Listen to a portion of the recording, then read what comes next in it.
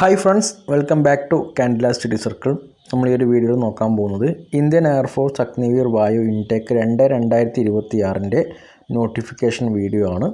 അപ്പോൾ നമ്മൾ ഈ ഒരു വീഡിയോയിൽ ഇൻടേക്ക് 2026ൻ്റെ സെലക്ഷൻ പ്രൊസീജിയറും എന്തൊക്കെയാണ് ക്വാളിഫിക്കേഷൻസ് തുടങ്ങിയ കാര്യങ്ങളാണ് നമ്മൾ ഡിസ്കസ് ചെയ്യാൻ പോകുന്നത്.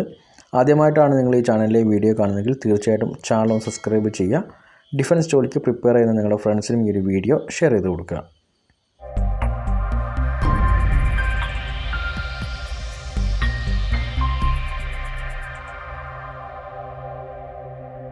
സോ നമ്മളിതിൽ ഫസ്റ്റ് നോക്കുന്നത് ഓൺലൈൻ രജിസ്ട്രേഷൻ തുടങ്ങുന്ന തീയതിയാണ്. ഓൺലൈൻ രജിസ്ട്രേഷൻ തുടങ്ങുന്നത് 2025 ജൂലൈ 11-നാണ്. ഓൺലൈൻ രജിസ്ട്രേഷൻ അവസാനിക്കുന്നത് 2025 ജൂലൈ 31-നാണ്. അഗ്നിവീർ വായു ഇൻടേക്ക് 2026ൻ്റെ എലിജിബിലിറ്റിയാണ് നമ്മൾ ആദ്യം നോക്കുന്നത്.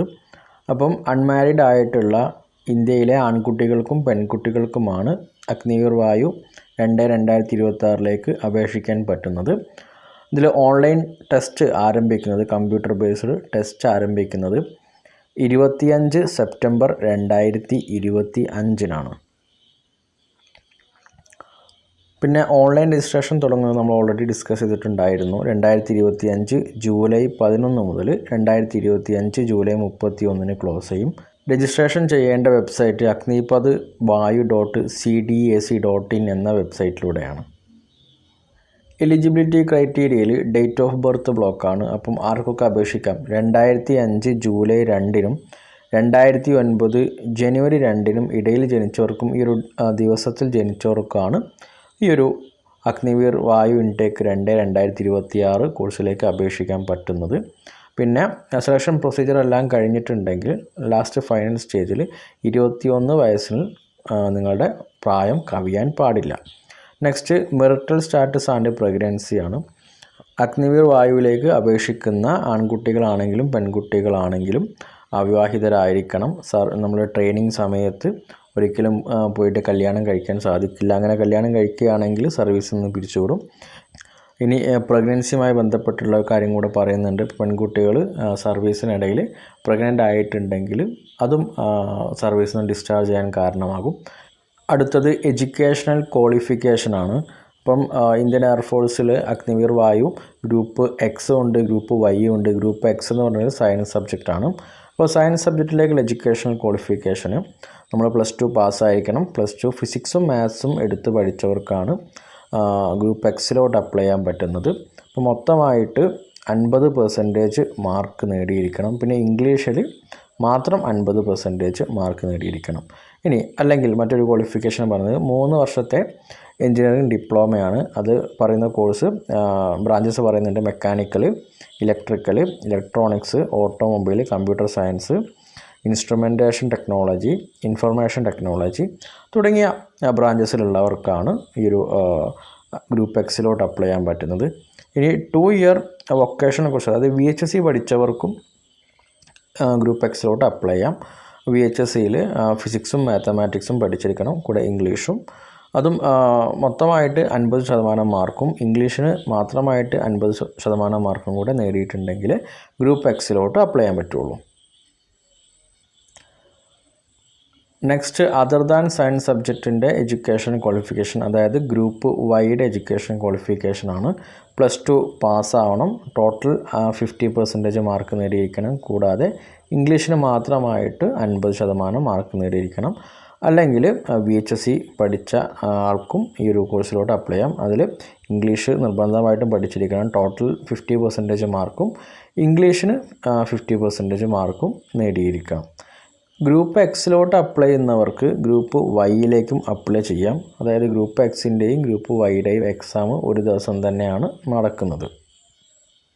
നെക്സ്റ്റ് നമ്മൾ അപേക്ഷിക്കുന്ന സമയത്ത് നമ്മുടെ പെർമനൻ്റ് ഡൊമിസൈൽ, അതായത് നമ്മുടെ ഡൊമിസൈൽ സർട്ടിഫിക്കറ്റ് ഹാജരാക്കേണ്ടതുണ്ട്. അപ്ലൈ ചെയ്യുന്ന സമയത്ത് ഡൊമിസൈൽ സർട്ടിഫിക്കറ്റ് വെക്കണം. പിന്നെ നമ്മൾ എയർഫോഴ്സ് പേഴ്സൻ്റെ മക്കളാണെങ്കിൽ അതിൻ്റെ സർട്ടിഫിക്കറ്റും കൂടെ അപ്ലൈ ചെയ്യുന്ന സമയത്ത് തന്നെ അപ്ലോഡ് ചെയ്യണം. നെക്സ്റ്റ് മാൻഡേറ്ററി മെഡിക്കൽ സ്റ്റാൻഡേർഡാണ്. അപ്പം ഹൈറ്റ് പറയുന്നത് ആൺകുട്ടികൾക്ക് 152 സെൻറ്റിമീറ്റർ, പെൺകുട്ടികൾക്കും 152 സെൻറ്റിമീറ്ററാണ് പറയുന്നത്. പക്ഷേ നോർത്ത് ഈസ്റ്റ് അല്ലെങ്കിൽ ഉത്തരാഖണ്ഡ് തുടങ്ങിയ സംസ്ഥാനങ്ങളിലുള്ളവർക്ക് മിനിമം ഹൈറ്റ് 147 സെൻറ്റിമീറ്ററാണ് പറഞ്ഞത്. പിന്നെ നമ്മുടെ ലക്ഷദ്വീപിലുള്ളവർക്ക് 150 സെൻറ്റിമീറ്ററാണ് പെൺകുട്ടികൾക്ക് പറയുന്നത്. പിന്നെ നമ്മുടെ ഹൈറ്റിന് പ്രൊപ്പോർഷണൽ ആയിട്ടുള്ള വെയ്റ്റും നമ്മൾക്കുണ്ടായിരിക്കണം. നെക്സ്റ്റ് ചെസ്റ്റുമായിട്ട് ബന്ധപ്പെട്ട കാര്യങ്ങളാണ്. ആൺകുട്ടികൾക്ക് ഏറ്റവും കുറഞ്ഞത് 77 സെൻറ്റിമീറ്റർ ചെസ്റ്റിൻ്റെ അളവ് വേണം. പിന്നെ 5 സെൻറ്റിമീറ്റർ നമ്മൾ വികസിപ്പിക്കാനും കൂടെ കഴിയണം. പെൺകുട്ടികൾക്ക് ഉള്ള ചെസ്റ്റിൽ നിന്നും 5 സെൻറ്റിമീറ്റർ വികസിപ്പിച്ചാൽ മതി. Next hearing, dental, general health, അതായത് നമ്മുടെ കേൾവിശക്തി നല്ലോണം ഉണ്ടായിരിക്കണം. ഡെൻ്റൽ, അതായത് നമ്മുടെ പല്ലുകൾ ഹെൽത്തി പല്ലുകളായിരിക്കണം. മിനിമം 40 ഡെൻ്റൽ പോയിൻ്റ് നമുക്ക് ഉണ്ടായിരിക്കണം. നെക്സ്റ്റ് പെൺകുട്ടികൾക്ക് ഗൈനക്കോളജിക്കൽ എക്സാമിനേഷൻ നടക്കും. പിന്നെ ജെൻഡർ, അതായത് നമുക്ക് ആൺകുട്ടികളാണെങ്കിൽ ആൺകുട്ടികളുടെ സ്വഭാവം തന്നെ കാണിക്കണം, പെൺകുട്ടികളാണെങ്കിൽ പെൺകുട്ടികളുടെ സ്വഭാവം തന്നെ കാണിക്കണം. അത് ക്രോസ് ആയിട്ട് കാണിക്കുകയാണെങ്കിൽ നമ്മൾ അൺഫിറ്റ് ആയിരിക്കും.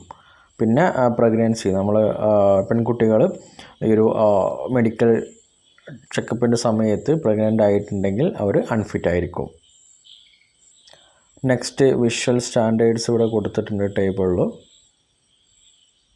നെക്സ്റ്റ് ഡ്രഗ്സുമായിട്ടുള്ള കാര്യങ്ങളോട് കൊടുത്തിട്ടുണ്ട്. നമ്മൾ ഡ്രഗ്സ് കൈവശം വയ്ക്കലെങ്കിൽ ഉപയോഗിക്കുകയൊക്കെ ആണെങ്കിൽ നമ്മൾ അൺഫിറ്റാണ്. നമ്മൾ സർവീസിന് സമയത്ത് നമ്മൾ ഡ്രഗ്സ് കൈവശം വെച്ചിട്ടുണ്ടെങ്കിൽ നമ്മളെ സർവീസിൽ നിന്ന് ഡിസ്ചാർജ് ചെയ്യുന്നതായിരിക്കും. പിന്നെ body tattoo, permanent body tattoo not permitted ആണ്. നമ്മൾ റിലീജിയസ് ടാറ്റു, അതായത് കൈയിൻ്റെ പുറംവശത്ത് കാണപ്പെടുന്ന വളരെ റിലീജിയസ് ടാറ്റു തുടങ്ങിയ കാര്യങ്ങൾ മാത്രമാണ് ആക്സെപ്റ്റബിൾ ആയിട്ടുള്ളത്. പിന്നെ സിക്ക് കാൻഡിഡേറ്റ്സിന് പറയുന്ന കാര്യങ്ങളുണ്ട്. അവർക്ക് അവരുടെ തലപ്പാവ്, പിന്നെ താടി, മീശ എന്നിവ വളർത്താം. പിന്നെ അവർ അപ്ലോഡ് ചെയ്യുന്ന സമയത്ത് അതേ രൂപത്തിലുള്ള ഫോട്ടോ തന്നെ അപ്ലോഡ് ചെയ്യുന്ന കണ്ടീഷൻ മാത്രമേ ഇവിടെ പറയുന്നുള്ളൂ. നെക്സ്റ്റ് ടേംസ് ആൻഡ് കണ്ടീഷൻസ് ആണ്. നമുക്കറിയാം അഗ്നിവീർ എന്ന് പറഞ്ഞിട്ടുണ്ടെങ്കിൽ 4 വർഷത്തെ സർവീസാണ്. അപ്പോൾ 4 വർഷത്തെ സർവീസ് കഴിഞ്ഞിട്ടുണ്ടെങ്കിൽ നമ്മുടെ സർവീസ് പെർഫോമൻസ് അനുസരിച്ച് അതിൽ 25% ആൾക്കാരെ എയർമെന്നായിട്ട് പ്രൊമോട്ട് ചെയ്യും. സോ അപ്പോൾ ഇതാണ് സർവീസുമായി ബന്ധപ്പെട്ടിട്ടുള്ള terms and conditions. Next employability. അപ്പം അഗ്നിവീർ വായുവായിട്ട് എൻറോൾ ചെയ്തിട്ടുണ്ടെങ്കിൽ ഇന്ത്യയിൽ എവിടെയും, അതായത് എവിടെയാണ് ഇന്ത്യൻ എയർഫോഴ്സ് ഡ്യൂട്ടി അറേഞ്ച് ചെയ്യുന്നത് അവിടെ വർക്ക് ചെയ്യാൻ സന്നദ്ധരായിരിക്കണം. നെക്സ്റ്റ് ട്രെയിനിങ്ങുമായി ബന്ധപ്പെട്ട കാര്യം പറയുന്നുണ്ട്.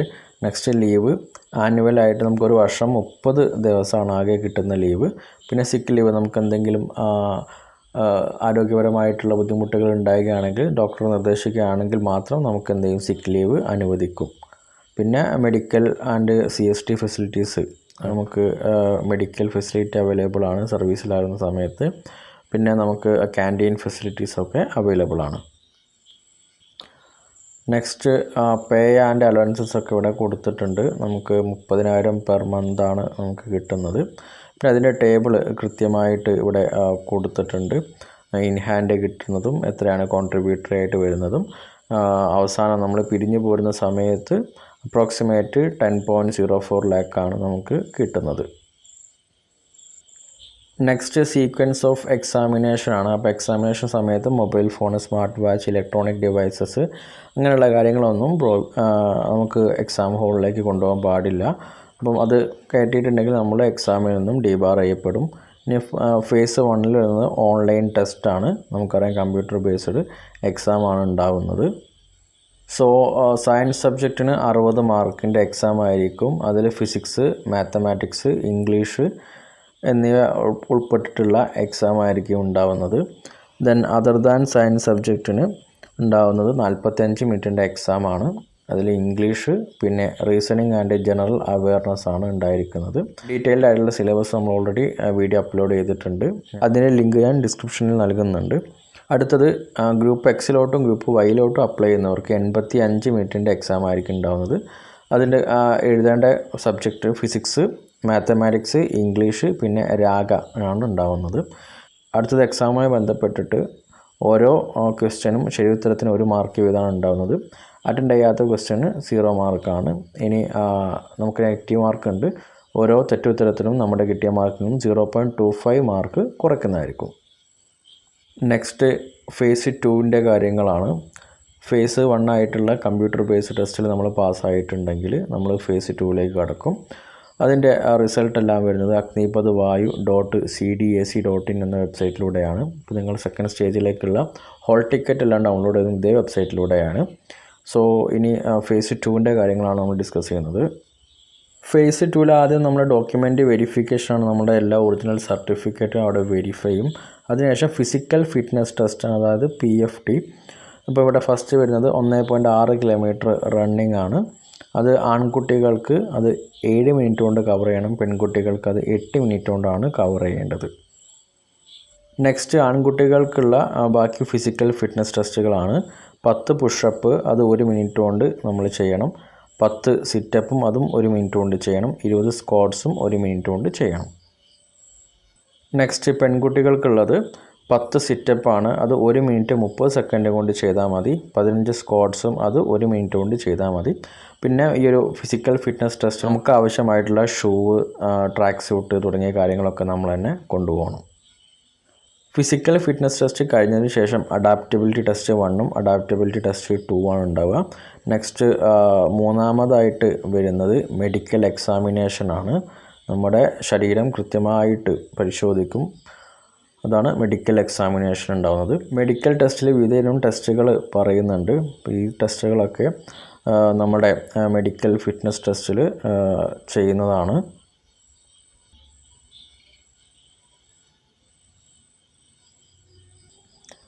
അടുത്തത് ഹൗ ടു അപ്ലൈ. സോ നമ്മൾ ഓൺലൈനായിട്ടാണ് അപ്ലൈ ചെയ്യേണ്ടത്. www.agnipathvayu.cdac.in എന്ന വെബ്സൈറ്റിലൂടെയാണ് അപേക്ഷിക്കേണ്ടത്. അപേക്ഷിക്കുന്ന സമയത്ത് നമ്മുടെ 10th original certificate, domicile certificate, നമ്മുടെ +2 സർട്ടിഫിക്കറ്റ് അല്ലെങ്കിൽ നമ്മുടെ മറ്റ് എഡ്യൂക്കേഷൻ സർട്ടിഫിക്കറ്റ് എല്ലാം നമ്മൾ അപ്ലോഡ് ചെയ്യേണ്ടതാണ്. അപേക്ഷിക്കുന്ന സമയത്ത് നമ്മുടെ ഫോട്ടോഗ്രാഫിൻ്റെ കാര്യം ഇവിടെ പറയുന്നുണ്ട്. ഫോട്ടോഗ്രാഫ് 2025 ജൂണിന് മുന്നേ എടുത്ത ഫോട്ടോ ആയിരിക്കരുത്. ഫോട്ടോൻ്റെ സൈസ് ഇവിടെ പറയുന്നുണ്ട് 10 KB മുതൽ 100 KB സൈസുള്ള ഫോട്ടോ ആണ് അപ്ലോഡ് ചെയ്യേണ്ടത്. പിന്നെ നമ്മൾ ഫോട്ടോ എടുക്കുന്ന സമയത്ത് നെഞ്ചിൽ സ്ലേറ്റ് ഹോൾഡ് ചെയ്ത് വെച്ചിട്ട് അതിൽ കറുത്ത സ്ലേറ്റ് ഹോൾഡ് ചെയ്ത് വെച്ചിട്ട് അതിൽ നമ്മൾ ഫോട്ടോ എടുത്ത തീയതിയും നമ്മുടെ ഡേറ്റ് ഓഫ് ബർത്തും അതിൽ അടയാളപ്പെടുത്തേണ്ടതാണ്. അത്തരത്തിലുള്ള ഫോട്ടോ മാത്രമേ നമുക്ക് അപ്ലോഡ് ചെയ്യാൻ കഴിയുള്ളൂ. പിന്നെ നമ്മുടെ തമ്പ് അതിൻ്റെ സൈസ് 10 മുതൽ 100 KB ആണ്.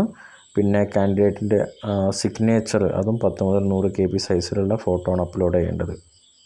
18 വയസ്സ് തികയാത്തവർക്ക് അവരുടെ പാരൻസിൻ്റെ ഒപ്പും കൂടെ അപ്ലോഡ് ചെയ്യേണ്ട ആവശ്യമുണ്ട്. ഇനി എക്സാമിനേഷൻ ഫീ 550 രൂപയാണ്. അടുത്തത് എൻറോൾമെൻറ്റ് ലിസ്റ്റുമായി ബന്ധപ്പെട്ട കാര്യമാണ്. അഗ്നിവീർ വായു ഇൻടേക്ക് 2026 ഫൈനൽ ലിസ്റ്റ് വരുന്നത് 2026 ജൂൺ 1-നാണ്. അപ്പോൾ ഇത്രയാണ് ഇതിൽ പ്രധാനപ്പെട്ട കാര്യങ്ങൾ. നിങ്ങൾക്ക് മറ്റെന്തെങ്കിലും സംശയങ്ങളുണ്ടെങ്കിൽ തീർച്ചയായിട്ടും നിങ്ങൾ കമൻറ്റ് ബോക്സിലൂടെ അല്ലെങ്കിൽ എൻ്റെ ഇൻസ്റ്റാഗ്രാം വഴിയുള്ള ലിങ്ക് ഞാൻ ഡിസ്ക്രിപ്ഷനിൽ നൽകുന്നുണ്ട്. നിങ്ങൾക്ക് മെസ്സേജ് അയച്ചിട്ടോ ചോദിക്കാം. സോ നമുക്ക് ഈ ഒരു അഗ്നിവീർ വായുമായി ബന്ധപ്പെട്ടിട്ട് നമ്മൾ ചെയ്യേണ്ട ജോലികൾ എന്തൊക്കെയാണ്, XY ഗ്രൂപ്പിൻ്റെ ജോലികൾ എന്തൊക്കെയാണ് തുടങ്ങിയ വീഡിയോ നമ്മൾ ഓൾറെഡി ചെയ്തിട്ടുണ്ട്. അതിൻ്റെ ലിങ്ക് ഞാൻ ഡിസ്ക്രിപ്ഷനിൽ നൽകുന്നുണ്ട്. പിന്നെ സിലബസിൻ്റെ ലിങ്ക് ഞാൻ ഡിസ്ക്രിപ്ഷനിൽ നൽകുന്നുണ്ട്. സോ വീഡിയോ ഇഷ്ടമായിട്ടുണ്ടെങ്കിൽ തീർച്ചയായിട്ടും വീഡിയോ ലൈക്ക് ചെയ്യുക. ഡിഫൻസ് ജോലിക്ക് പ്രിപ്പയർ ചെയ്യുന്ന നിങ്ങളുടെ ഫ്രണ്ട്സിനും ഈ ഒരു വീഡിയോ ഷെയർ ചെയ്ത് കൊടുക്കുക. അടുത്ത ക്ലാസ്സിൽ മറ്റൊരു വീഡിയോ ആയിട്ട് വീണ്ടും കാണുന്നവരേക്കും ജയ് ഹിന്ദ്.